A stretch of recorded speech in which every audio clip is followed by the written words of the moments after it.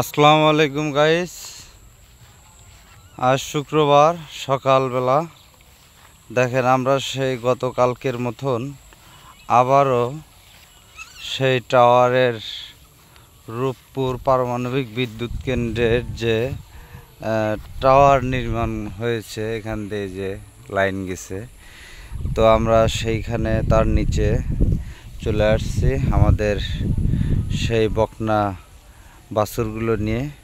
এখানে যে তারা খাওয়া শুরু করছে, দেখেন এরা যার যার মতে সবাই খাওয়া দাওয়া শুরু করছে। আসলে সকালবেলা আমারও অনেক হাঁটতে ভালো লাগতেছে, এরাও মজা করে সব কিছু খাচ্ছে, আপনারা দেখতে পাচ্ছেন। এই যে দেখেন সবগুলো বকনা একসাথে এরা খাওয়া দাওয়া করতেছে। আসলে ভালো লাগে, খুবই ভালো লাগে। দেখেন আমি এমন একটা জায়গায় আছি, মাঠ, ওই পাশে বাড়ি, চড়ার ভিতর অনেক গরু মাঠে। এই যে আমি একটা পুকুরের পাড়ে দাঁড়িয়ে আছি, দেখেন পুকুরটা অনেক বড়, 8 বিঘার একটা পুকুরে একটা পুকুর।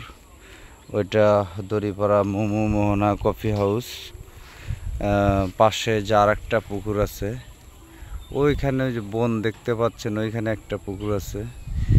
আর এই কফি হাউসের পিছনে আর একটা বড় পুকুর আছে, অনেক গর্ত। তো আমি একটা সুন্দর প্লেসে দাঁড়িয়ে আসলে আপনাদেরকে যতটুকু সম্ভব দেখানোর চেষ্টা করতেছি। দেখেন আমার সবগুলো গরু খাচ্ছে। এই যে আমার 7টা শাহিয়াল বাচ্চা এবং একটা ব্রাহ্মা, সাদাটা ব্রাহ্মা। তো সবাই এরা খাওয়া দাওয়া করতেছে।